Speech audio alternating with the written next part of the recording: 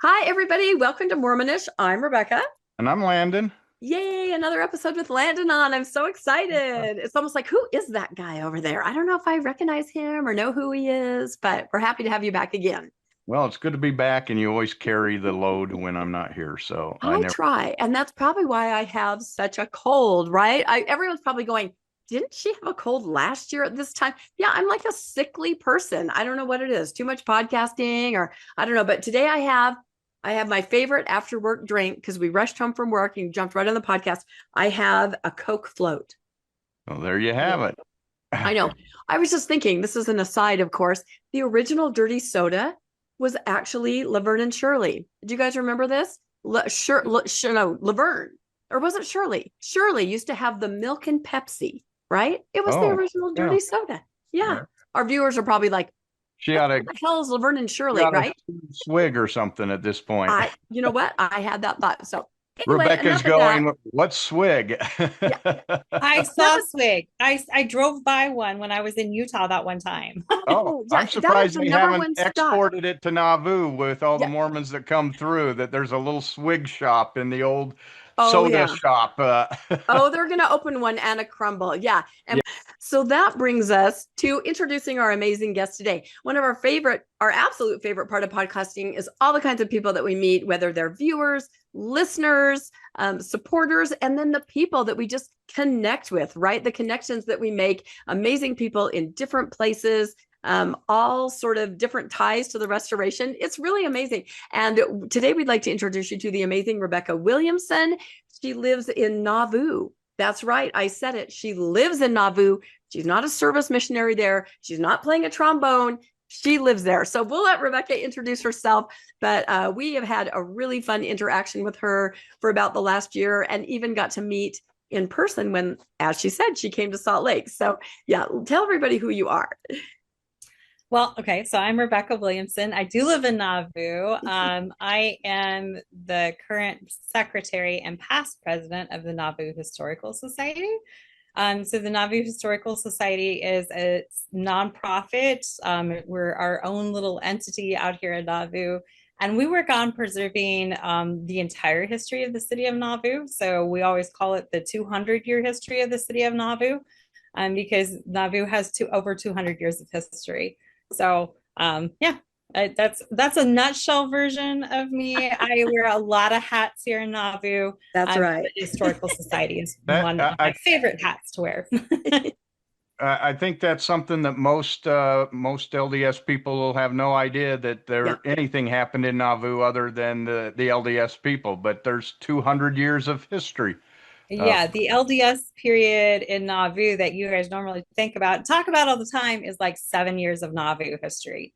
So it's just a little tiny slice that gets highlighted and talked about endlessly. So anyway, Rebecca was talking about, like I happened to be on the John Whitmer podcast, and we did a whole thing about the other history of Nauvoo. Exactly. And so yeah. And I'm like, our Mormonish viewers are gonna love this. Absolutely. Because I'm calling it like Nauvoo, the rest of the story. Because as we were talking about before we started recording, I really thought there was nothing there until Joseph and company came there, right? Filled in the swamp, started building. And I never really thought it through, but I just kind of thought it was there. They built and then they left. And then maybe in the 80s, the church restored some buildings. I never thought about it, that it's an actual thriving town that has a 200-year history. Did you think anything different? Was it just me, Landon, or? I thought it was like Mormon Disneyland. You just go there and tour the houses. It never dawned on me people actually live there still today, because everything seems to just be restored old farmstead, but that's not the case at all. And that's what Rebecca's job is to let people know, hey, there's way more to Nauvoo than just Mormons. That's right. Such a small sliver. What is 7 out of 200? What's the percentage there? Come on. So, but no, this is great. 3.5. That's 3.5%. Yeah, it's a little slice. it's a super important slice to Nauvoo history, absolutely. And there's so much that happened in that 7 years that is so super interesting. But there's other parts of Nauvoo history that is really, really interesting and totally fascinating. And so I get to talk about that. So that's cool. And Rebecca has even compiled a book, right? I have your book, which is amazing. And so we talk back and forth all the time about all these different little historical things. We first connected when we were talking about the Nauvoo Visitor Center, the new one that was going to be built, and the different town council meetings and stuff like that. That's how we first connected. But just all the little tidbits that she would share about the actual history, we're like, we got to talk about this. So she even prepared some slides for us, and we were just going to talk about Nauvoo, the rest of the story, and that's before and after, and maybe even looking into the future, because it's a fascinating town. I've never been. Landon has, right? It's on my bucket list. I'd love to go one of these days. Mormonish does Nauvoo, right? I think that'd be really fun. That would be so cool. We'll get there. We'll get there one of these days. Now, we should point out, Rebecca, you were born and raised in Nauvoo, no LDS affiliation at all. You're just telling about your town and where you grew up, and kind of pointing it out from here's the rest of the story of Nauvoo. Right. Yeah. Actually, my ancestors came to the Nauvoo area in the 1820s. So they've been here for a very long time, and they never left. So. Well, let's. I know when I went, I went as a teenager, and so and then I did take my kids back when they were young. So it must have been 20 years or so since I've been there. And I do remember there was some houses up along the side road there, but that's about it. There doesn't seem to be a lot there. What is the population of Nauvoo right now? I think we're sitting at right around 930 right now. Okay. So, I mean, we're definitely a small town. But Nauvoo's always been kind of a small town if you cut out that little 7-year part. Nauvoo's been a small town for a long time, and there's 900 people that live here, and not all of them are missionaries. Okay. And the church, and not all of them got off a tour bus, right? I mean, that's the other thing that happens in Nauvoo. although I will say, like, some of them come off of the tour bus and fall in love with our little town, and then decide to move here. Wow. Yeah. So we do have like a population that's a lot of times in flux, where they come here, they fall in love with the town, and then move here and stay. And then sometimes they end up going back to Utah because it's not quite what they imagined, but a lot of times they stay. And then other people like myself end up staying here too. And so it's 930 in the winter, but in the summertime, with all the tourists coming in, you get several hundred a day, 1,000 a day. How much do you get from that? I think Rebecca froze.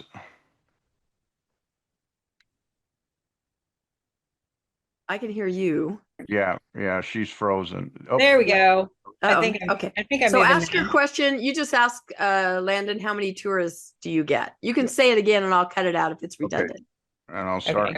3, 2, 1. So how many tourists do you get in a day? Is it hundreds? Is it thousands during the summer? I know they've got the Nauvoo pageant and stuff that brings people in. How much bigger does it get in the summertime? It depends on the day. Definitely during July, we probably have about 2,000 to 3,000 more in town every day.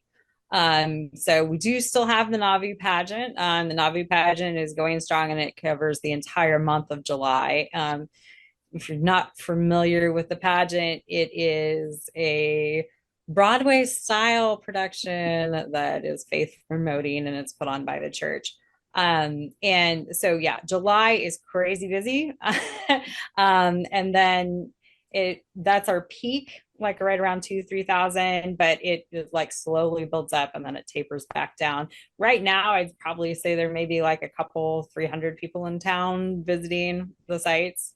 But we have people all day. The sites are open all year round. I think that's another misconception. They're open 362 days a year. I think they're closed like 3 days a year. They close on Christmas Day, Thanksgiving Day, and New Year's Day. You know, Christmas in Nauvoo, Landon. You were trying to think of somewhere to go. I don't know. Yeah, you totally do Christmas in Nauvoo. How much snow is there during Christmas in Nauvoo? It depends on the year. Some years we'll have like a little bit of snow, like maybe an inch or two. Some years we'll have no snow, and some years we'll have like 6 inches. It just really depends on the year. We're not 4 feet. We're not talking 4 feet level. So okay. Now, wait, I Yeah. thought the Mississippi River freezes over. Oh yeah, it gets super cold. Oh, so it's no snow, just cold. Okay. Yeah, okay. wind chill. I You're not forgot selling to this, Rebecca. Yeah, no, that's not going to Not- do it. Yeah, not really in December. December is usually kind of like it'll be cool, like it'll hover around freezing mark. Sometimes it'll go a little bit below, but we won't have those -20 wind chills and that craziness that we get like in January, February. Right. Something to think about. You know, I think a lot of people, you sent me pictures in July of the crowds and the excitement and everything. And I thought, wait a minute, I thought all the pageants were done away with. And then I realized, no, that's not true. Not Nauvoo. They've done away with the pageants that tend to portray the Book of Mormon history. Those don't exist anymore. But those that celebrate the pioneer heritage and things like that, those seem to still be going on. Yeah, there's 2 pageants they do here in Nauvoo. One is called the Nauvoo pageant, and it really talks about Joseph Smith being here in Nauvoo, the saints, and what they did here. The other pageant is the British pageant, and it talks about the missionaries who went to Britain and those first influx of British mission. Well, I don't know. They're not missionaries. Where are they? Immigrants? British converts, British converts. Yeah. That came to Nauvoo after Wilford Woodruff and all that went out there, and both of those productions are well loved, and they just tell that story that is Nauvoo and why Nauvoo is such an important place for the saints and their history here. So and they're incredible musicals. Mm-hmm. Cast of over 100. There's family cast. I don't know if you know what family cast is, but families sign up for like a 2-week period to come here in Nauvoo and perform in the pageant. So family cast is a big deal. If you have a family, a Von Trapp type family who wants to sing and dance. Yeah, exactly. You can sign up for to come over here for 2 weeks. You have to pay your own way. But people who do family cast absolutely love it and tell me it's an incredible time. I don't know. You have to be a member of the church. Yeah, exactly. I was going to ask that because a lot of towns have these big festivals, but it's the festival, it's the town that's doing it. In this case, you got one religion doing all of this in your town. How does the town members get incorporated in this, or are you kind of just outsiders in all of this? Well, yes and no. I mean, obviously, if you're a business owner here in Nauvoo during July, you definitely love it. It's a love-hate relationship. I mean, because you have so many people here in town. July is really the month that helps us afford the rest of the months being here in Nauvoo. And if you're a business owner, having 3,000 people show up in your town is amazing for an entire month. And the church itself takes care of all the production for the pageant. They do everything that involves that except for the food booth. So we'll go down and work the pageant stand. I go down 3 times a year, actually. I go down and I'll work in the pageant concession stand and sell popcorn and stuff. Since the church can't make any money off of pageant, the concession stand money goes to nonprofits here in Nauvoo. So it actually supports the Nauvoo Historical Society and the Nauvoo Orchestra, and the YSA groups all come and they all work in the pageant concession stand. So that's like the small part that we do over there. And honestly, it's an amazing fundraiser, but it's always kind of interesting because they all assume that you're LDS. That I'm LDS. But it's also really nice for me to be able to tell them, like I'm here supporting the Nauvoo Historical Society, and we run 2 museums here in Nauvoo that talk about the 200-year history of Nauvoo. So I get a chance to explain that and what we do. Yeah, and kind of educate people. Like I said, I had no idea there were real people living there. I know that sounds crazy, but I just hadn't thought about it, if that makes sense. So, all right, let's pull up the slides, Landon. And you know what? Just talking about this, I can feel the excitement. I really want to go. I think Mormonish should make a trek. Maybe not in the wind chill. We keep saying that. Yep. So we just got to figure out a time. We just got to do it. I know. Yep. There's a lot of things we want to see back east, right? We want to hit Nauvoo. We want to go on the Erie Canal. We have a lot of things we want to do. So yeah, I can see that. So yep. Kind of make our way around. Slideshow. I love nothing more than a slideshow presentation. Oh. And I know you like slideshows too. So I say that all the time. Bring me your slides. And it's funny, I say that. I've had several people recently saying, I have slides, and I'm like, these are fantastic. So am I getting lazy? Am I a lazy learner? Oh, but I do like slides that other people create. Yeah, and hopefully there are not too many typos. I caught one right before. Oh no. Right before we got to talking, I'm like, oh boy, well, that looks slick. Okay, anyway. So yeah, the history of Nauvoo, city of utopian dreams. I like to call it this because there are several groups of people, as you'll see as I go through this, that come to Nauvoo to have their utopian society and utopian dreams. So that's what I call it. So we start with Quashquema. Quashquema is the original name for Nauvoo. Nauvoo was a Native American village. So this was a city that was started by Native Americans many, many thousands of years ago. Several different Native American tribes have actually called the area that is now Nauvoo, that they called Quashquema, home. So it started with the Mississippians, or at least that's the tribe I know.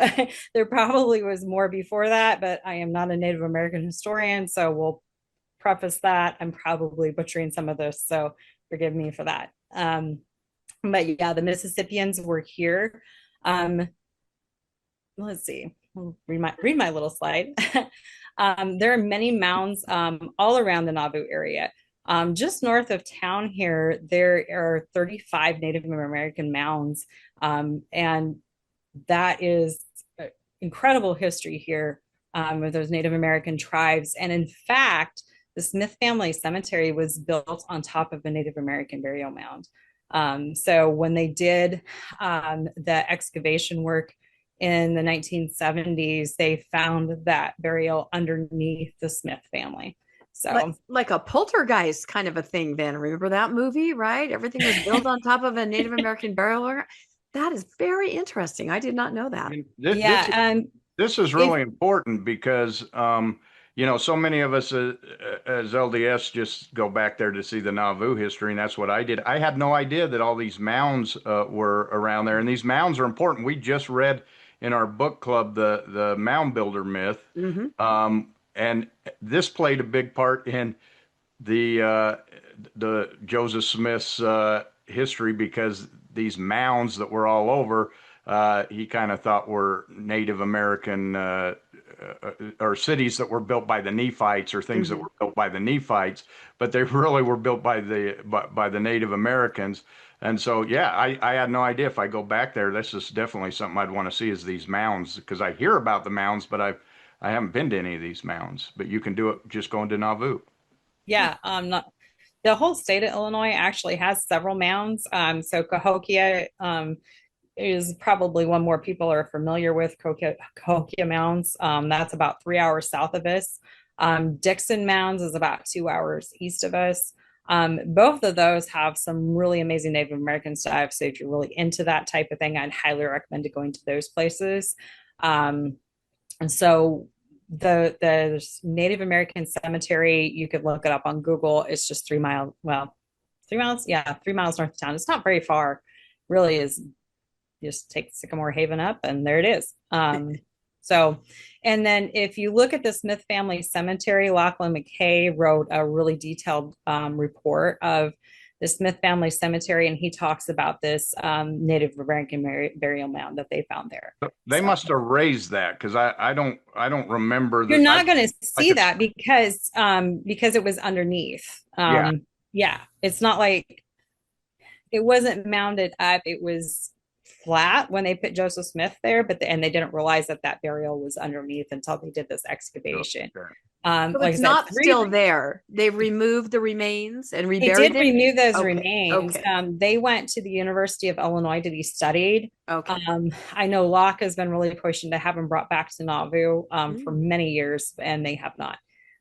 As with a lot of Nauvoo history, that might be become a repeat type situation. But yeah, Lachlan's report on the Smith family cemetery, we'll talk more about that. He went into a lot more detail about that Native American burial that was there. So totally fascinating. And something I had no idea about. That's the thing. Just when you thought there was nothing more to learn, there's everything to learn. There's so much more to learn. So the Sauk and the Fox, they were the last Native American tribe to live here in Nauvoo. Sauk and Fox, Keokuk and Black Hawk were the main well-known tribe members from that period. And of course, the Black Hawk War that took place here in Illinois in 1832, all of that was in and around Nauvoo area. None of the actual war was fought here. It was all a little bit further north, like 2 hours north of the Quad Cities. But Chief Keokuk is where the city of Keokuk is named after. And so anyway, Sauk and Fox, Keokuk, Black Hawk, totally fascinating history. Do some research on that, but yeah. So after Quashquemet, it becomes Venus on the Rapids. 1824, Captain James White traded for the land of Nauvoo from the Native Americans for 200 bags of corn. At least that's the story. It's the 200 bags of corn they talk about a lot. The house that Captain White built along the Mississippi River becomes a hotel. It's well known to travelers. That's a picture of it here. The Nauvoo area of the Mississippi River is a large area of rapids at this time. Boats had to have the goods keel boated. So they take it off, they put it on a shorter boat that is smaller and able to go over the rapids. So they keel boat it around this section. Keokuk and Fort Madison are the locations where the boats were stopped and they were unloaded. And so that's why those towns are larger than Nauvoo, because they were where the goods were offloaded. And so a lot of times if they stopped to offload the goods, they stayed, or, those two became big transportation hubs because of this. So you wouldn't see a Mississippi riverboat going past Nauvoo during this period, because the rapids, they couldn't go up it. It would be very difficult. It would be very difficult for a riverboat to go through Nauvoo at this point.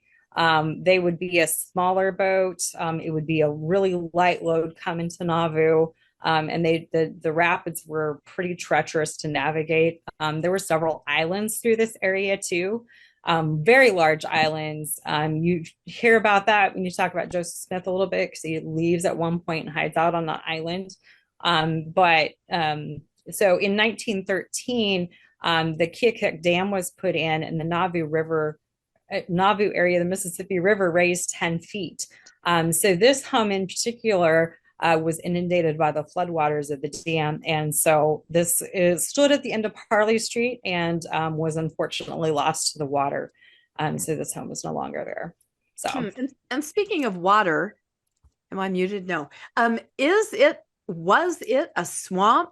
I mean, that is what we all learned in Sunday school, that it was literally just a swamp until the Mormons came in with their industry and created, a beautiful, beautiful town that they eventually had to leave. Because this doesn't look like a swamp. Yeah. It doesn't look like a swamp in the other pictures either. I would point out in this picture that this house is standing where they say that this was a swamp. Yeah. So Nauvoo Untold Stories is a history symposium that takes place every year in February in Nauvoo. You can live stream it. You don't have to come to Nauvoo in February if you don't like cold. But during Untold Stories 2 years ago, they did a presentation with a geologist who said that this wasn't really actually a swamp. The limestone does hold some water, but it's not a strong swamp. It's a marshy area. Joseph Smith, when he quote unquote drained the swamp, dug 2 ditches. The ditches are still there today. They're right along Highway 96 by the state park. So if you're at the Nauvoo State Park and you see that really deep ditch there, that's the ditch that Joseph Smith dug to quote unquote drain the swamp. Yeah, because I think the narrative was no one else wanted this area. It was Well, uninhabitable except for the industry of the Mormons were able to, make it into a beautiful place. it was, they definitely did a lot of work clearing ground and doing some work to dry out areas. But the business area of town is up here higher on the bluff. That makes sense. So I mean, we're talking like, that there's quite a bit of elevation change, and it's totally dry up here. The flats, as they call the area down below. So we're up here on the bluff, and then the rest of the town down there is down on the flats. That's a little Nauvoo phrase you got in there. The flats. The flats were definitely a little more marshy. It was damp down there. But yeah, calling it a swamp is what we would call over here a little controversial. So interesting. A swampy controversy. Who knew? Right. So yeah, that's the old white homestead there. And yeah, it's called Venus on the Rapids at this point.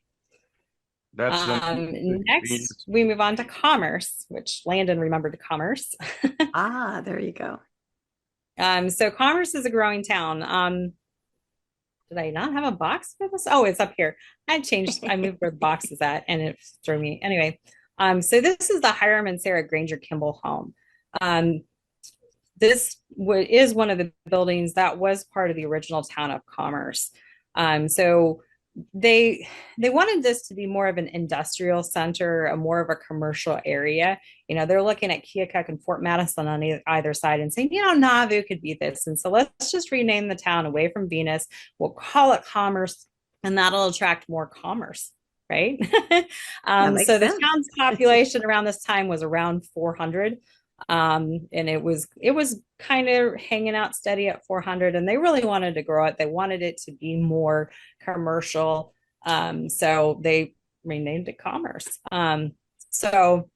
And this home here, the Hiram and Sarah Granger Kimball home, this is one of the original structures that is still left here in Nauvoo. A lot of the homes that you see down on the flats are reconstructions, but this one is an original, and this is part of Commerce. So there are some historical homes in town that have nothing to do with, Mormons. Interesting. Yeah. Hiram and Sarah Granger Kimball. I mean, Hiram Kimball ran this as a store before he joined the church and stuff. Okay. This is one of the more interesting homes to tour, I think, because they do actually talk about Commerce. And Hiram and Sarah Granger Kimball. Sarah Granger Kimball is totally fascinating. I really like this story. So go tour that house. It's a little ways off, kind of on its own when you're here in Nauvoo. So. And what year did they change it to Commerce, or around what year? I'll hit that on the timeline. I believe that was like right before Joseph Smith came here. 1830s, 1832. Have you thought of changing it back? I mean, Venus on the Rapids. I know in the 1940s. I know it's come up. I know it has come up several times to change the name back, and it always gets voted down in city council. But they really have brought it up and tried to rename the town again, and it's been voted down. So we're still not it. You know what? I'm going to call it that from now on. Let's make a pledge here, Landon, that from now on Mormonish Podcast, whenever we talk about Nauvoo, we call it Venus on the Rapids. Venus on the Rapids. Quashquema. We could call it Quashquema. Or we could call it Quashquema. Yeah, there we go. Of course, our viewers wouldn't know what we were talking about, probably, but we would know. So there you go. Okay, so then we get into where it's called Nauvoo. Joseph Smith comes and he decides the town needs a new name. It's Nauvoo now. Nauvoo grows rapidly during this time period. There's a lot of new construction. Construction is the major source of jobs in town, building all the buildings that needed to house the saints when they were here. Very few homes from this time period are actually left standing intact today. Not as many as you'd think. I mean, you go down there and you go down on the flats, as we like to call it, and you drive through all those homes. Only a portion of those are actual homes from that time period. A lot of the town buildings up here in the business district are from the time period. So it's kind of a little higgledy-piggledy, which ones are real homes from Oh, 18. so the historical district down on the flats is really not the historical district because most of the historical homes are up on the hill. Yeah, I mean, the whole town is a historic district, so the entire town is on the National Register of Historic Places as the town itself. So anyway, the mansion house is missing an entire wing. It's not shown in this picture, but there's an entire east wing that was torn down in 1890. Yeah, Trump did that, didn't he? Well, I can't remember who tore down the 1890, but in 1890 the mansion house was in a lot of disrepair, and that east wing was beyond saving, and so it was destroyed, and they've never rebuilt the east wing. So Nauvoo was larger than Chicago. That blows my mind. Wow. Yes, but I mean, you have to remember this whole state was a frontier state at that time. We are only like 20 years into statehood in the 1840s. So Nauvoo grew to around 12,000, and it was just slightly larger than Chicago at that time. And that was due to the Saints and the large migration of people to Nauvoo coming to be near Joseph Smith and be part of that thing. I got to say that picture there that says larger than Chicago, that doesn't look like what I picture beautiful Nauvoo when they describe it with all the little quaint houses. And when you go today, the houses are all not neatly little lawns, painted, and this looks like a miner's camp almost. Yeah, frontier town. That's right. Yeah, this is actually one of the only pictures of the original temple that is left. So if you see pictures of Nauvoo in the 1840s, this is one that gets crowded out a lot because this shows the temple before it was destroyed by arson and tornado. And so, yeah, this is one of if you look at old pictures of Nauvoo, this one you see a lot. So that's why I chose to use that one for the slideshow, because it's. Yeah, that's really unique. I don't know that I've even seen that one before. That's really unique. So yeah, I've looked at a lot of pictures of the temple and everything, but you're right, Landon, it's a very different look than what we're used to seeing. And what year is that picture, did you say? I know this one's after Joseph Smith died. I want to say this is 1847. So just after they're left, just before. Yeah, don't quote me on that. Yeah, that's close. I'm really surprised that you have not seen this one though. Yeah, I don't think I have, because I think I would have made the same observation that you made, Landon. Boy, that looks very different than some of the other things that we've seen. So I think there are only 2 or maybe 3 pictures of the original Nauvoo temple, actual photographs of the temple, and this is one of them. And this is one I see personally a lot because they like to show the whole town. Yeah. Yeah, I think in the LDS they like to show just the temple. So I've seen this one. It's been just the temple part that right. And you can see the homes that are up on the bluff behind that. Oh, you can. Over there on the right. Yeah. Yeah. Yeah, that's the start of Mulholland in the business district right there. And then of course the homes, as we call it, down on the flats. So do we have an idea of the population? Right around 12,000. Right. Wow. I think back to Little Commerce and their idea. Let's call it commerce. Maybe people will come. Boom, 12,000. I really have to wonder what they thought. Yeah, Yeah, it was something for sure. Yeah. Okay, here's our Nauvoo timeline. I kind of wanted to put it together in this timeline. Great. To really help put things more into perspective. So 1824, the first permanent European settlers come to Nauvoo and actually settle here. In 1834, the name gets changed to Commerce. Then May 10th, 1839, Joseph Smith moves to Commerce. And in April of 1840, the name gets changed to Nauvoo. 1844, Joseph Smith dies in Carthage. 1846 is the Nauvoo Exodus. So that's when all the saints leave.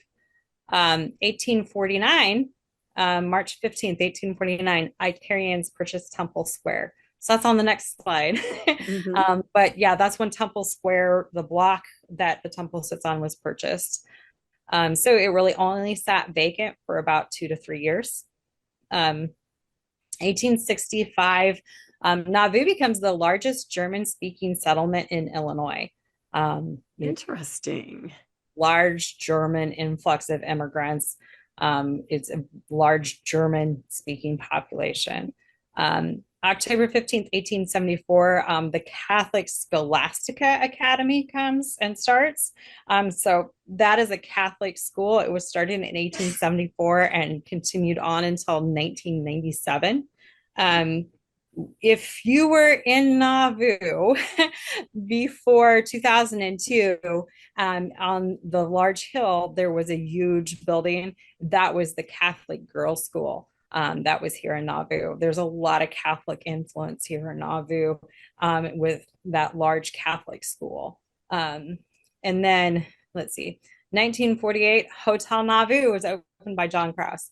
So you've been to Nauvoo and eaten at Hotel Nauvoo. That's our world famous 7-meat buffet. That was started Seven meat buffet. What are the 7 meats? I just have to ask. Let's see. There's roast beef, prime rib, ham, catfish, fried chicken, shrimp. I don't know, something else. One more, and a mystery meat. There you go. I think maybe it's meatballs. I don't know. Yep. I'm not. I know they really go on and all their advertising about the buffet. And honestly, like I said, it's been a buffet operating as a buffet since 1948. It's really Hotel Nauvoo is super historic, and that's why I included it. Put it on the list, Rebecca. Yeah, I was going to say, forget about the historic sites. There's a buffet. You got me at buffet. You got me at buffet. That's right. We have a historic buffet. I mean, okay, that's it. That's it. We can write that off. I'm going for the history. I'm going to take those 7 for the history of the buffet. That's right. So yes. I did notice 1865. Were they involved in the Civil War at all? Yeah, a little bit. So we definitely had people from Nauvoo that were in the Civil War. There were some Civil War battles that took place within, in Midwestern speak, within an hour or two drive of Nauvoo. There were a couple Civil War battles. So it was kind of close, but not really. But there were a lot of Nauvoo natives who fought in the Civil War. Okay. That makes sense. Was it a particular religion of German-speaking people that moved in, or just German immigrants altogether? A little of this and a little of that. Yeah, so the Lutheran Church was started by German immigrants, and so was the Methodist Church and the Presbyterian. All three of those churches had services that were entirely in German till around World War II. So they discontinued the German services during World War II. During World War II, that makes sense. See that, yeah. Yeah, it became not as cool to be a German immigrant in World War II. Wow. Well, and as I'm looking at this timeline, I think, like I said, we did an episode on the LDS Nauvoo Temple Visitor Center that they were building and is now under construction. And we did kind of scratch the surface, Landon, on some of these, buildings like the Catholic school. We kind of looked into that, and we learned about some of the other denominations that are in Nauvoo right now. So yeah, there's a lot to learn, and we just barely scratched the surface with that one episode. So I'm really glad that we're moving forward, learning some more. Mm-hmm. Yeah, it's really interesting. I think this timeline really kind of helps to put things into perspective and to see just how short that time period was, Mm-hmm. Yeah, and then it picked up and moved right along. Yeah, that's the thing, right? It just kept going, kept on ticking. Yep. Yeah. Oh, yeah. And then my little arrow, and on and on. And on and on and on and on and on. So yeah, I'm so curious about the Icarians. I got to know more. Yes. Here we go. Icarians. So yeah, we're moving on to the Icarians. Icarians were French communal socialists. So Etienne Cabet is the person who started the Icarians. So he wrote a book called Voyage to Icary in 1840. The book about his idea of a perfect communal society gained quick popularity in France. France is going through the French Revolution about this time, and Etienne Cabet writes this book, and he's talking about this perfect utopian society and his ideas for how the perfect society should be run. The book becomes wildly popular. About 300,000 people signed up to come to the United States to be part of the Icarian movement. And then the French Revolution happens, and they're like, yeah, no, France isn't really all that bad. So 3,000 people end up coming over to the United States to be part of the Icarians. The group originally immigrated to Texas, but they were victimized in a land swindle. They're trying to form a communal society, and when they get to Texas, they find out that the ground they bought isn't continuous. It's all in this weird little checkerboard pattern, and so none of the ground matches up, and so it's not helpful for doing a utopian communal society when your parcels don't touch. So they're sitting in New Orleans looking for property, and they find about Nauvoo. They purchase Temple Square. And so Temple Square, you have the ruins of the temple there. They were actually thinking that they're going to rebuild the temple and use it for their Icarian school and classes and stuff. As they're in the middle of doing that, but it gets hit by a tornado and 2 more of the walls go. And so it then becomes completely unusable. They use those temple stones to build the Icarian schoolhouse and the Icarian dining hall.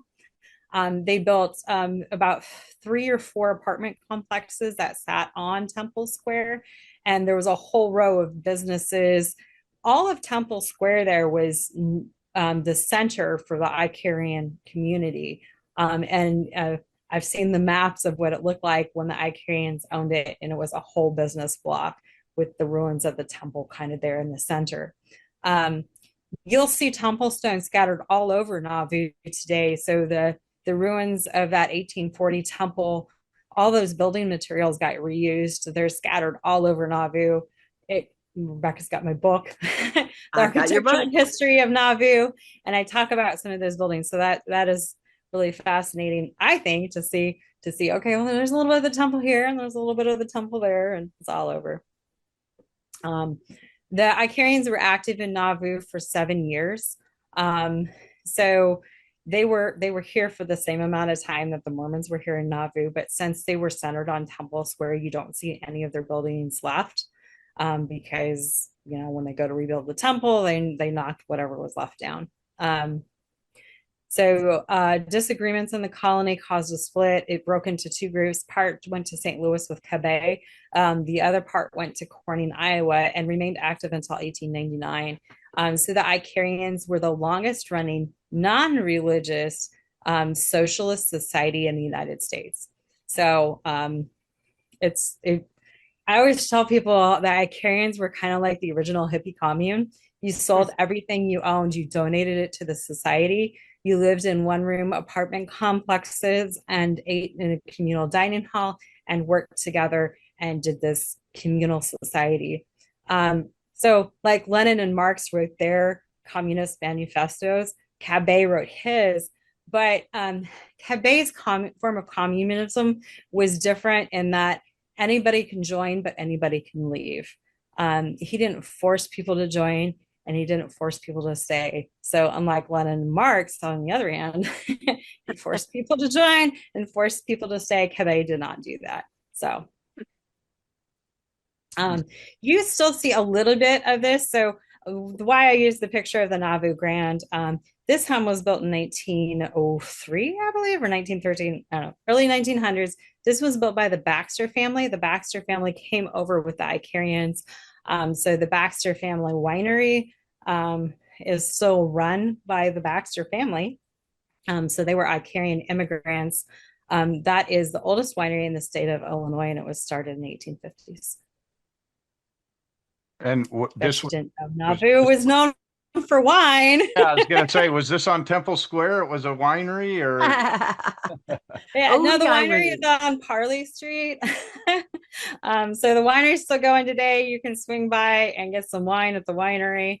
They also have grape juice. If you don't drink wine, they have fresh pressed grape juice at the winery. That is good marketing, because I'm guessing a lot of people that get off the tour buses are not going to go to a wine tasting, but a grape juice tasting, yes. Yes. Yes. Yeah. So anyway, that is that. So then we move on to the German immigrants. So a Hotel Nauvoo. Originally the Oriental Hotel, this building was opened as a Hotel Nauvoo buffet in 1948. It is still in operation today. So John Kraus was a German immigrant, and he did a lot of businesses in Nauvoo, a lot of businesses that are still going today, and Hotel Nauvoo is one of them. Can you stay the night there? Yes, you absolutely can stay the night there. Okay. Absolutely. Is it haunted? I hope to find out one day. Ooh. Are any of the buildings haunted in Nauvoo? I mean, we are taking this right around Halloween, and it seems like with quite the history, that might be the case. As Rebecca knows, I host the Nauvoo Ghost Crawl. Oh. So I believe several of the buildings here in Nauvoo are haunted, because we have a lot of we have limestone, which is said to hold energy, and we get the Mississippi River. And every year in our little off season, I host a ghost tour where we go around to some of these businesses here in Nauvoo and find out if they're haunted. And yeah, ghost is kind of my jam. So yeah, well, if there isn't any, spirits or those kinds of ghosts, there's probably the Holy Ghost in Nauvoo. So you're going to find it somehow. Well, it's really more of a scientific exploration. We lay out a whole bunch of scientific equipment, and if it beeps and lights up, we get really excited. Wow, you're serious. That's awesome. We recently went on a historic tour of downtown Salt Lake, a ghost tour.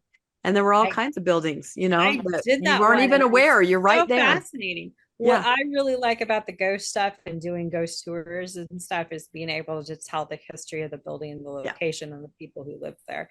And that, to me, I mean, whether or not you see something that happens, but learning about the history of the people who live there is just, I really enjoy history. That's my thing. So yeah, no, I agree. That was kind of what our ghost tour in Salt Lake was like. They told the rich history of each building and then said, and then they all died and now they're ghosts, so you kind of got both ends of it. You got the historical and the little goosebumps. So unfortunately, I remembered almost every one of those incidences. Well, we're that old. Yeah. Well, when you're that old that the things they're telling ghost stories about, you were there, you start to go, oh no. Yeah. Oh gosh. Well, okay. So Mulholland Street. Mulholland Street becomes Nauvoo's main street. It's lined with businesses. It's still lined with businesses today. That particular view there is from 1890. And does it still look pretty much like, are they still those buildings just kind of revamped or upgraded? Or yeah, for the most part, like a couple of those buildings are gone. That one with the big arched window is the Nauvoo Art Gallery. So here in this picture, it's an implement store, but it becomes an art gallery today. So let me ask you this question. Did any Mormons stay in Nauvoo or did they all leave? Oh yeah, of course Mormons stayed in Nauvoo. Not everybody was up to making that trip to Utah.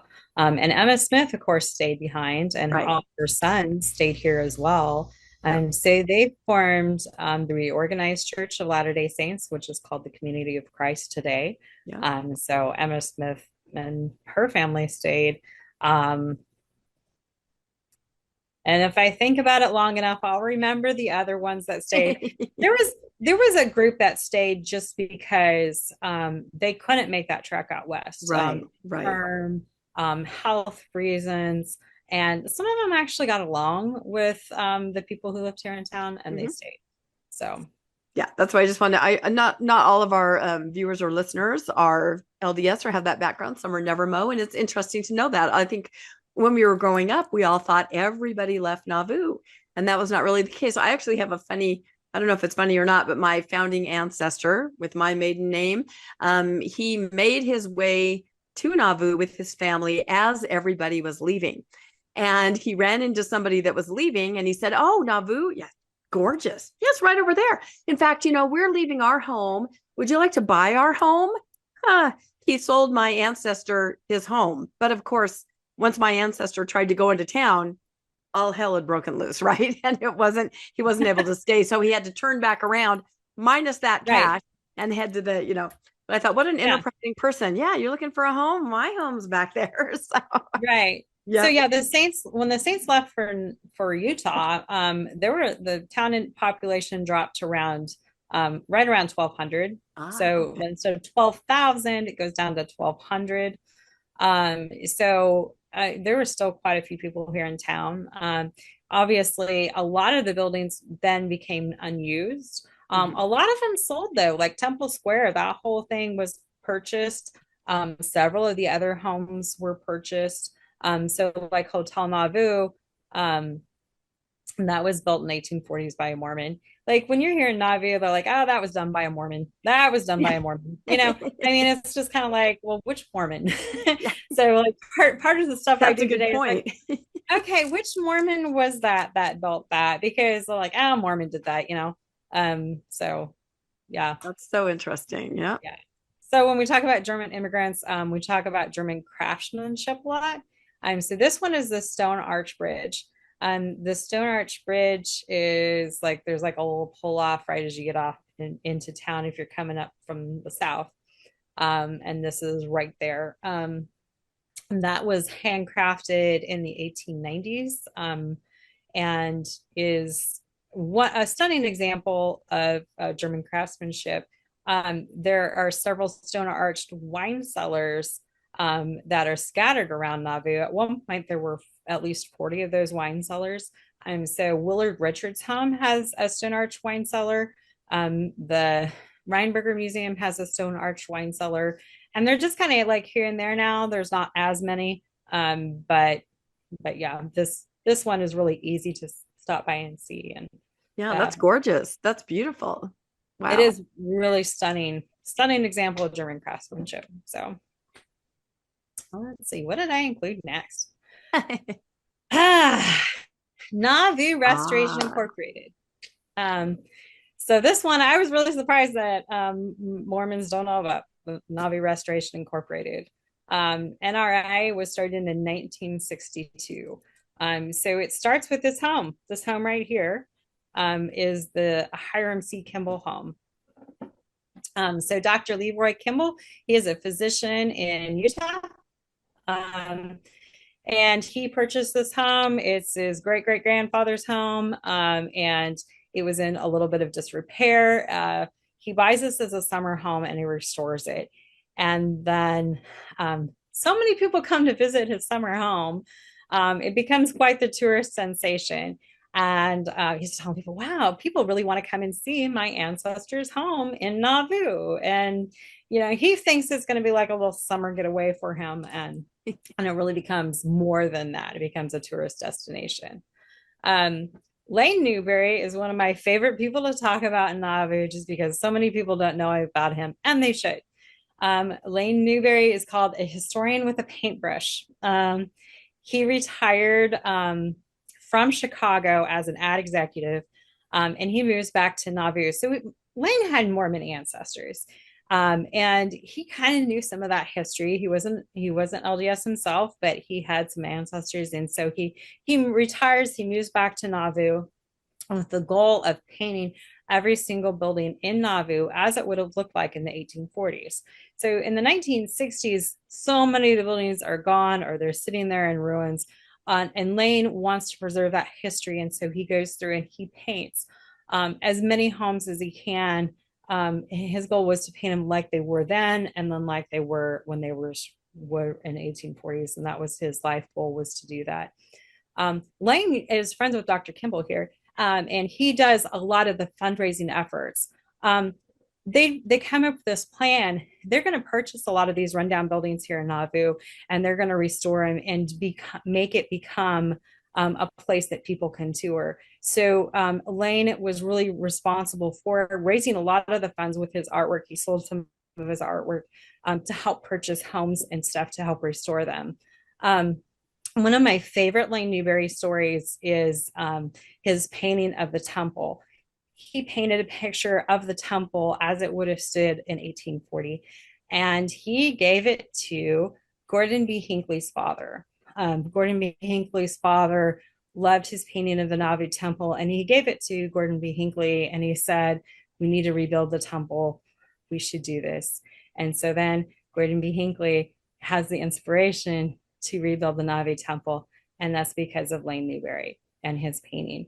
That portrait that Lane Newberry did of the Nauvoo temple is in the current Nauvoo temple after it was rebuilt. I have not seen it myself, but I'm told it is in there. On the third floor of the cultural hall today, you can see a lot of Lane Newberry's portraits. The missionaries probably will not know anything about them. Yeah. I've been working really hard. Every time I go over there, I'm like, okay, I'm here to see Lane Newberry's portraits. They're on the third floor. And my goal is to have like Lane Newberry's story be a little more worth told. Yeah, that's really important. How many paintings did he do? I mean, just a ballpark. Hundreds of them. So he would kind of look at the ruins of the house and just kind of ruins, photos of the house. Oh, and photos. Okay. And recreate that. What a gorgeous. And then recreate them. I'm gonna have to Google those. I'm so interested. I was an art history minor and I've never heard of Lane Newberry. Did you say that Dr. Leroy Kimball was LDS or not LDS? Yes. He was. Okay. Because I was going to say, yeah, it's interesting that someone who's not LDS, Lane Newberry, understands the historical significance of Nauvoo, with Mormon history and without the whole thing, and wants to try to preserve that. It wasn't just LDS people that, saw this as something that needed to be preserved. No, and this is not the church that is starting this. Right, right. This is Nauvoo Restoration Incorporated. It's still called NRI today. The church ended up coming in after it was started and after it gained popularity and was successful. So in the 1970s is when the LDS church came in. So the next person in this little step is like Leroy Epkus. Leroy Epkus is my second cousin. So Leroy Epkus was a lawyer in Carthage. He filed the articles of incorporation and he set up Nauvoo Restoration Incorporated. So I like to say, yeah, my cousin did that. Wow. But the LDS church was not involved until a decade later. That's amazing. Yeah. So it is later. It is still called NRI. So if you're floating around down there and you hear somebody talk about or see something that says NRI, that's what that is. That's what it is. What were you going to say, Landon? I was going to say, I'm glad she said his name and not me, because I wouldn't have guessed how you'd say that last name. So you might have butchered that a little bit, huh? Yeah, I guess it's a very good German name. Go a couple different ways now that I'm looking at it.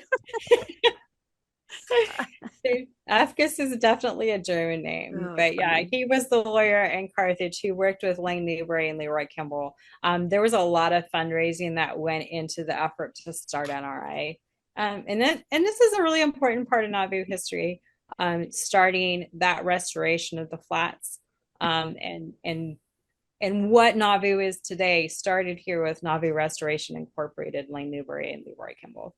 And it's right. And at this point, there really weren't too many what you would call mainstream LDS people that had, gone back. I mean, somebody who wants to build a summer home, he's coming back because his roots are there. Yeah. But there's not, which is probably why it really wasn't on the church's radar. As I understand it, really, they just weren't thinking about that this might be sort of, Mecca for Mormons like it is now, right? So no, it really was not. I mean, it wasn't until Leroy Kimball restored this home that in the picture right there, that home, that people really started coming back to Nauvoo to see where their ancestors live and to see how they lived here in Nauvoo. I think that's one of the good points about being down there at the flats and going through the sites today is to see really what it was like to live in Illinois in the 1840s. It's just a whole different way of life, and seeing how they lived is really, really interesting. I go down there all the time. So Nauvoo is definitely one of the Mormon pilgrimage sites. Mm-hmm. So I said Mecca. Yeah, that's it. It is Mecca. Yeah. So this poem, I decided to end with this poem because it's so cool. So this is by Ida Bloom. Ida Bloom was a reporter in the 1960s and 70s. So kind of while NRI was really getting started, Ida Bloom was recording the history of Nauvoo. A lot of our early history that we have of Nauvoo is because of Ida Bloom. She actually got several UPI awards and stuff. She was really a well-celebrated newspaper person. And so anyway, this is Ida Bloom's poem. And so Nauvoo, it's a many faceted story. To the tourist, it's a Mecca. To the native, it's a good place to live. To the student, it's a piece of history. To the restoration, to the recreation seeker, there's parks, there's scenery, there's fishing, there's swimming, there's boating. To the historian, it's history in the making. To the Mormon, it's a sacred spot. To the Sauk and Fox Indians, it's their home, Quashquima. To the artist, it's a rendezvous with beauty. To the German, it's a place of memories. To the Icarian, the place where Quebec tried out communism. To the aviator, it is a picture postcard. And to those who lived here 80 years, it is practically everything worthwhile. So I really liked Ida Bloom. She kind of really knows how to sum things up. So yeah, that says it, doesn't it? So, wow, just amazing. I mean, it really, really makes me want to visit. And I don't know why my family never, we had relatives, grandparents that lived in Nebraska. So we would make the trek to Nebraska, every year. And I don't remember that, really when we were kids, Mormon historic sites, they weren't really there. Were they, Landon? I mean, not really. I'm talking like 70s. Yeah, they were just starting. They were just starting. Yeah. The Corn Palace was there, and you got to see the Corn Palace. Okay, thank you. Are you going to make me tell that story? Yeah, I always tell the story because I was a humanities major. And in all my classes, everybody else had traveled everywhere. So whenever the teacher would put a slide up, here's Monticello, who's been there? And everyone would go, oh, me. I hadn't been anywhere. I had been back and forth to Nebraska every single summer, right? And South Dakota. That's where my relatives were from. So one day I'm sitting in class and they're showing all the, whatever. And then they move to a section of more obscure architecture. And they show this thing. It's called the Corn Palace of Mitchell, South Dakota, where every year they take different colored corn cobs and they stick them into, a structure and they make this palace out of corn. I had been there. So the teacher flips back. I said, wait, you go back. There is finally something that I have been to, it was kind of the running joke and everyone's like, oh, all right. So the Mitchell, South Dakota Corn Palace, I'm all over it. I love these old historic things. And I'm stoked to go to Nauvoo now. I'm not kidding. This is amazing. So this photo is of the Weld House Museum. So the Nauvoo Historical Society runs 2 museums here in Nauvoo. So I call Nauvoo Museum City because we have the most museums per capita in the United States. And that's counting the church historic sites as one museum. Really? That's absolutely amazing. And they're not all LDS run. There are all kinds of different historic. Wow. So I feel like there's one tour and one way to look at Nauvoo. And then I feel like there's a lot of other stuff that, is more off the beaten track way to tour Nauvoo and see all the. And this museum, a lot of people don't even know about. It is right on Mulholland Street. It is like literally right on Mulholland Street. You can't miss it, but people miss it all the time. So Dr. Weld was a practicing physician here in Nauvoo from the 1840s through the 1850s. This was his doctor's office. He practiced right there in the museum. And so that museum is a timeline of Nauvoo history. So kind of the longer version of what I just went through is in the Weld House Museum. You get to walk through and see all of our stuff. So. Oh, that is fantastic. I think as we wrap up, why don't you talk a little bit more about your book? Make sure you tell everybody the title. I wish I had it. It's over there. I'm too lazy to get up and go grab it. But yeah, tell people how they can. Hold on, I'll grab one. Give me a second. You're not a lazy learner like I am. That's right. I'm like, I don't want to. No, I may have myself from my podcasting couch. There it is. There it is. Okay. Yeah, architectural history of Nauvoo. It's got some Nauvoo history pictures in there. Mm-hmm. So this one kind of goes through a lot of the different buildings in Nauvoo and talks about the architecture of them. Since we've had so many immigrants that have come to Nauvoo through the years, there's a lot of really different architecture in Nauvoo. And so that talks about the buildings, why they were built, who they were built for, and when they were built. So it goes through all the different churches. So we've got the Presbyterians, the Lutherans, the Methodists, the Catholics, and of course the LDS. So it goes through the different churches and several of the significant buildings of historical architecture. I talk about the Herbert C. Kimball home because it's so important to NRI and the Nauvoo story. So that's a Nauvoo architectural tour by me. It's on Amazon. So there you go. We'll put a link in the show notes for sure, because I ordered it and it arrived like 6 hours later. It was weird. I was like, why does this get here so fast? It was kind wow, of that is super fast. Yeah, it was like really fast. I'm like, what is that? You know, sometimes Amazon freaks me out. I'm like, are you like stalking me in my house? How did this get here so fast? Do you have pictures of the buffet in the book? That's the big question. Do you have pictures of the I buffet? have pictures of the building, not The of building. the The Nauvoo, buffet not the itself. 7 meats. No. No, I know. You have to come in and experience it. You have to Oh. just come and experience the Nauvoo buffet. That's We're right. gonna Well, do it. Just a matter of working it out. Yep. Well, I know. And our dream is kind of like to drive out there, you know, and stop along the way. But that would mean we'd both have to leave our jobs for like, what, a month in order Yeah, to. I know that's the hard The other part. option is to fly. At least you know, a week. rent You a need car. at least a week. Yeah, that's what I mean. I don't want to. I think a lot of people come to Nauvoo and think they can do everything in a day.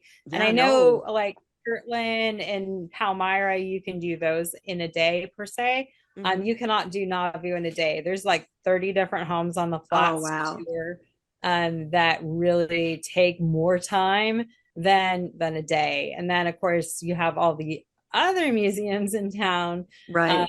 So yeah, we've got the Weld House, we've got the Reinberger, and there's the Flood Museum.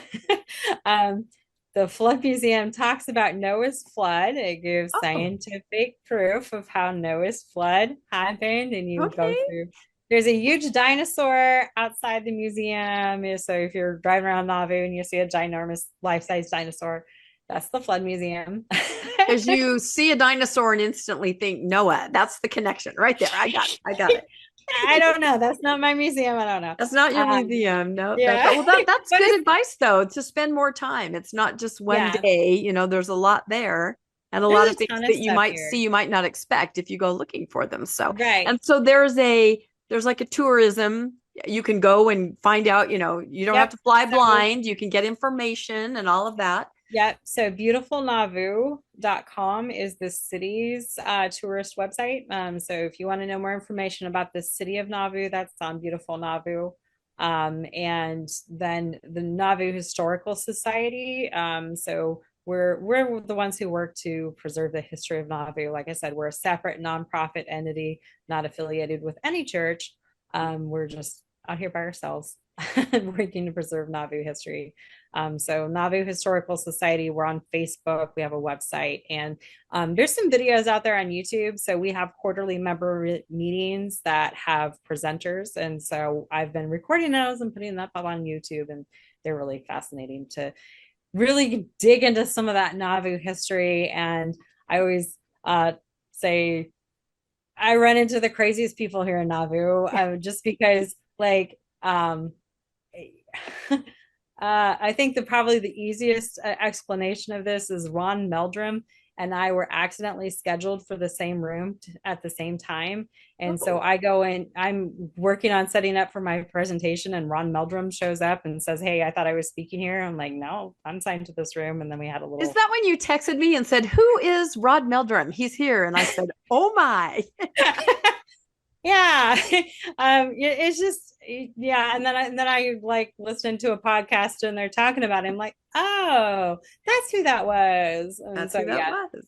I run into people all the time that come to Nauvoo here. And so, yeah, Ganesh was over here. And yep, I made that connection. I'm proud of that. Did you know I did that, Landon? He's like, I'm in Nauvoo. I'm like, I have a friend in Nauvoo. You guys have got to connect. You know, I said, I feel something's going to happen from this connection, some collaboration. There's going to be some kind of something that comes out of this. So yeah, that was amazing. And Nauvoo Untold Stories. Nauvoo Untold Stories is a separate historic committee that works on preserving Nauvoo history through its annual history symposium in February. This year they have 18 speakers, and each one will be telling a little different story about Nauvoo. I'm talking again. So this year I am talking on Captain Gifford. So Captain James Gifford was a Pony Express rider. He was a riverboat captain, and he did all that here in Nauvoo. And he married Joseph Smith's adopted daughter, Sevilla Durfee, and 3 of their children are buried in the Smith family cemetery. So that's my Untold Story for this year in Nauvoo. So totally plug Nauvoo Untold Stories. It's really cool. No, and that's fantastic. And that's what I love, how it seems like every time we communicate, you're like, oh, I've been asked to speak here. I'm off to speak there. I'm doing this. People are very interested, and you have such good information and so many good stories. And so I love it that you just get to share with everybody, and that everybody is so receptive. And I think a lot of us are like, I didn't know that, and then you want to find out more, right? You want to learn more about it. So yeah, I hope a lot of our viewers and listeners feel that way too, because I'm just more fascinated by Nauvoo than I ever was growing up, because it was a very narrow story. It just had a certain, this is it, here it is. And you had pictures, it was just very narrow. And now we find out it's very expansive and continues to expand, still with the Mormon presence now. That's a part of it too. It's all there. So I love it. Landon, do you have any final thoughts on Nauvoo, except for we got to look at our calendar? I am not kidding. I've got Nauvoo fever. That's actually where I'm going to go here. Rebecca, favorite season to visit Nauvoo? Oh, that's a good question. What would you recommend? That's a great question. My personal favorite is October. I love October. I love October in Nauvoo. The weather is cool. The leaves are turning. That drive between Nauvoo and Hamilton is one of the most scenic drives in the world. I mean, it is so gorgeous because you have the Mississippi River and the trees are gorgeous. And it's a little quieter here in Nauvoo. It's not as busy. It's not as hot. You come to Nauvoo in July, it is hotter than you know what. Bugs and too, right? Mosquitoes. Bugs, there are bugs everywhere, and it's hot and it's crowded. So I like October. The spring is really gorgeous when all the flowers are blooming, and the church does an amazing job with flower beds. I mean, they do. It is gorgeous down there. And I love spring and I love fall. So those would be my two favorites. Sorry, looks like we got 3 days, Rebecca. Or okay, 3 days. If we start out now, October. Yeah, well, my birthday's in October. Maybe we plan next year spending my birthday in Nauvoo. Pumpkin walk. Oh, that sounds fun. We just did pumpkin walk. They had 600 carved jack-o'-lanterns that lined Holland Street. Huge Halloween parade. You're speaking my language. Yep. The best event. And the missionaries, all the Nauvoo missionaries participate in the pumpkin walk parade. They're all dressed up in costume and participating in the big Halloween parade. So that's cute. Really, so do you have quite a large missionary presence there? I mean, do you have proselyting missionaries, or more like performing missionaries, or more people like guiding tours, or? So we have all kinds of different missionaries here in Nauvoo. So there's the site missionaries. The site missionaries run the homes on the flats. Okay. So they do the site interpretation and tell you about the sites. We have the so they're like couples that live there that run couples or the young sister missionaries. Okay. So some of the younger missionaries are here, but they're all telling the story of the sites. And so there were 2 young sisters who gave me a tour of Lucy Mack Smith's home the other day. And they did a phenomenal job. And it's always interesting to do some of those home tours and hear, this is the room where the mommy was in. And did they say that on their tour? They really did. A lot of people don't know that. That Lucy Mack, said for a quarter. Yeah, she the mummy earned money by charging people to come and see the mummy. And that was the princess. That was right. Yeah, the other day on the Lucy Mack Smith tour of her home. So anyway, so you have the performing missionaries. The performing missionaries do the performances. So the young performing missionaries are here from May through October, and they do performances all year long. All like day. Musical instruments, or singing, or dancing, dancing. There's different dressed in the period pieces to see all the different performances that they have. Sunset on the Mississippi is a favorite. Sunset on the Mississippi takes place at sunset every day, and it's fun, campy, amazing Nauvoo stuff. Let's see, and then we do have 2 missionaries assigned. They're not supposed to go door to door doing missionary work here in Nauvoo. They're not supposed to do that. Interesting. So proselyting, it's all just through visiting the houses and getting people interested, and then maybe later contacted by missionaries. Wow. They can do it outside of city limits, but they're not supposed to do that in Nauvoo. Did the LDS Church decide that, or is that, I'm not really Yeah, sure. I that's think really that's a church interesting. thing. I just know that. Yeah. I just know that's the thing. A lot of this stuff, I just know. You just know. No, I mean, that makes sense though, because there's already so many Yeah, missionary opportunities, just hearing the stories and, the flow of it being interrupted by people coming right. right up to you might And not be. a lot of people in Nauvoo know a lot about the so to go door to door in Nauvoo, I don't Yeah, know that if that doesn't would make be much sense. really They're like, um been there, done that. Thank useful, you. really useful for those. But we have service missionaries that come and they do service work while they're here. Okay. There's a lot of different service missionaries that will come and work in the temple, work in the family search center and stuff. So yeah, there's a lot of little black name tags running around Nauvoo when you're I in town. bet. Everybody's got a name tag. And what is the latest on the visitor center there? It What is I under construction. It's Yeah. supposed to be open sometime next year. Okay, They do that's what not I was have an thinking. exact date, but they're getting really close on that. Okay. So And there's that's the supposed to one be a with $3 million yep. authentic Tiffany stained glass window of Jesus Christ in there. So Wow. I think that'll be really exciting. Um, I think it's going to be really good for Nauvoo to have there a place to tell the story of the temple and what the temple Right. is. So many people drive through town and have no clue what that ginormous building is right there, and they stop and they try to walk in, and so that temple visitor center will be a good way to just kind of shove those people over Yeah, there. go over there because the current one was far away from the temple. Wasn't it farther away? It Yeah, was hard yeah, to, yeah, because of the President Hinckley had said nothing will be built here or this view will never be obscured. So right. it's true. You'd see the temple, but you'd never know, I got to drive over here and go in here to a visitor Yeah, center. it's You'd it's never figure actually that kind out. of you have to go down on the flats. So you have to Uh-huh. drive clear down on the hill and Yeah, it's you'd around never the get that. corner. That original visitor center was built in 1979. Oh, okay. And it is down with the historic Main Street and that historic living history area that the church owns and maintains. So it's down over the hill. It's not super obvious. In fact, a lot of my friends drive through Nauvoo and don't even realize that any of that is here. They have no idea why Nauvoo, little tiny town, would have like a tourism director, or why people come here to see Nauvoo. I mean, maybe they Right. go to see the winery because winery, hello. But yeah, it's different. Yeah, no, that makes sense. Well, maybe Landon will have to make a trek out there next October to see the visitor center, to see everything, of course, to see Rebecca. And I think it sounds amazing. And I'm guessing that a lot of our viewers and listeners now have Nauvoo fever. Who wouldn't after this presentation? So thank you, Rebecca. This has been wonderful. I knew it'd be fantastic because you know how to evangelize Nauvoo. And I think we all learned a ton that we didn't know before, right? So this is great. Any final thoughts, Landon?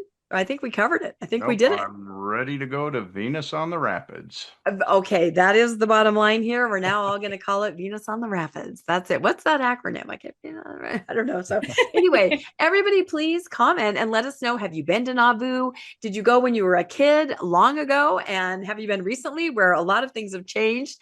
I'd love to hear what everybody's thoughts are. And did you know about this rich history, stretching far into the past and into the future since that little 7-year sliver that Rebecca told us about. So leave your comments. We'd love to hear. Please like and subscribe to Mormonish Podcast if you haven't already. And if you'd like to be made aware of when the new episodes come out, you can hit the notification bell. If you would like to make a donation to help support Mormonish Podcast, you can always go to the show notes and find a link to Donor Box.